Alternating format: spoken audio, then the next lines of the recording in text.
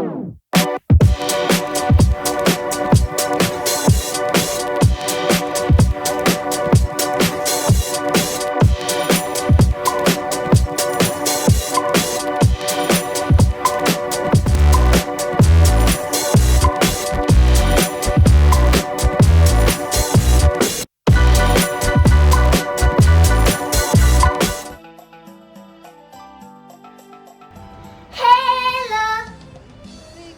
badan kurus kurang makan.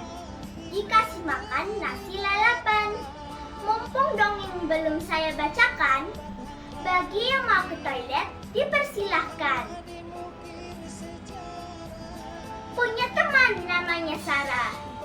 Teman sekelas, kelas 5A. Mohon maaf jika nanti banyak salah. Harap maklum karena Keke masih pemula. Jumpa lagi dengan saya.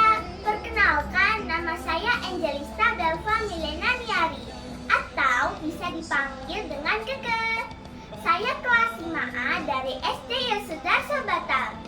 Kali ini Keke akan menceritakan sebuah dongeng yang berasal dari kota Batam dengan judul Sungai Jodoh. Pada zaman dahulu, di pedalaman Pulau Batam, ada sebuah desa yang didiami seorang gadis yatim piatu yang bernama Mak Bungsu. Ia menjadi pembantu rumah tangga di rumah Mak Piah yang mempunyai seorang putri bernama Siti Mayang. Pada suatu hari, seperti biasa, Mak Bungsu mencuci pakaian majikannya di sebuah sungai.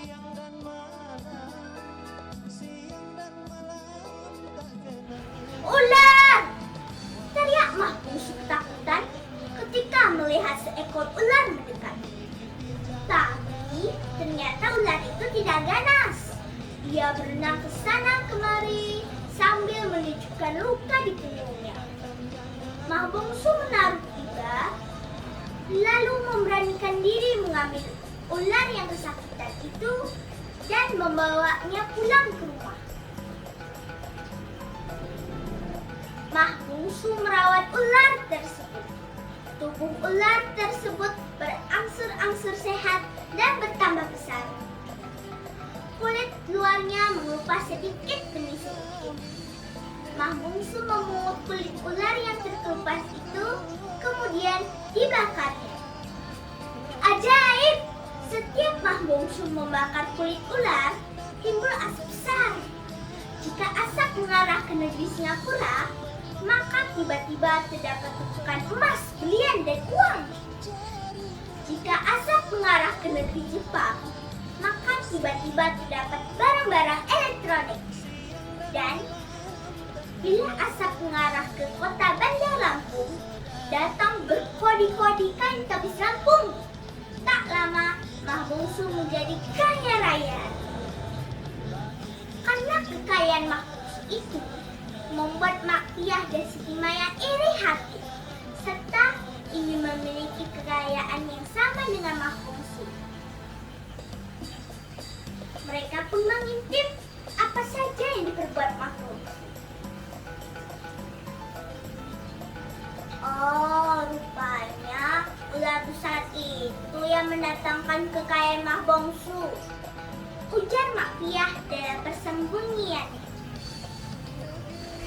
Ia pun segera mengajak anaknya untuk ke hutan mencari ular yang sama.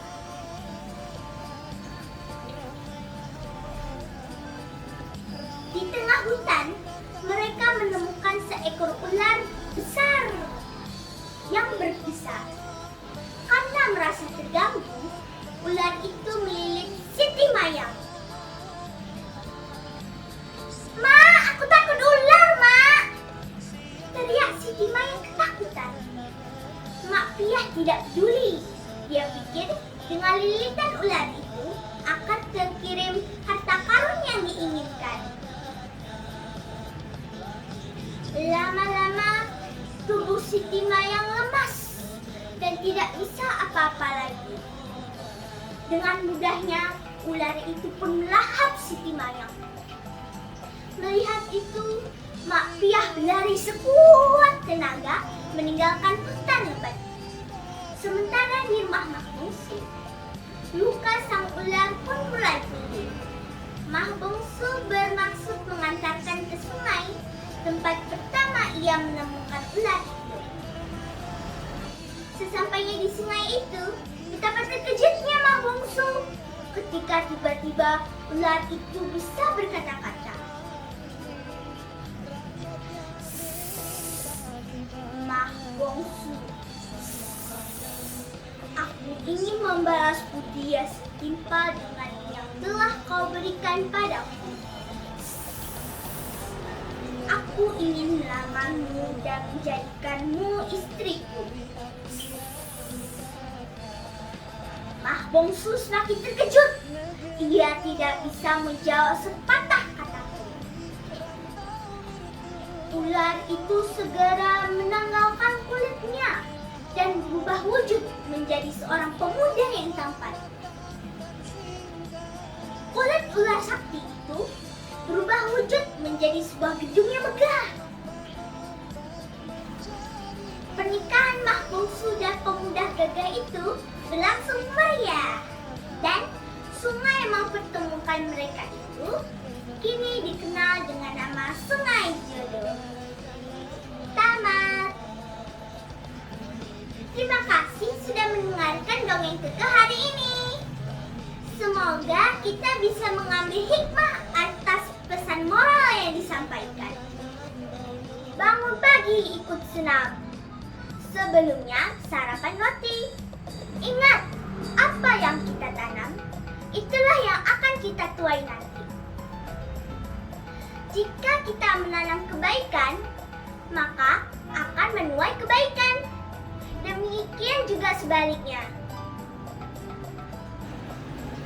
Kita harus saling tolong-menolong terhadap sesama makhluk hidup. Jangan ada iri hati dan dengki.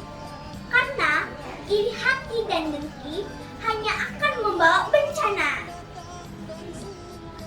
Jaga kesehatan dan selalu menggunakan masker, serta rajin mencuci tangan. Sampai jumpa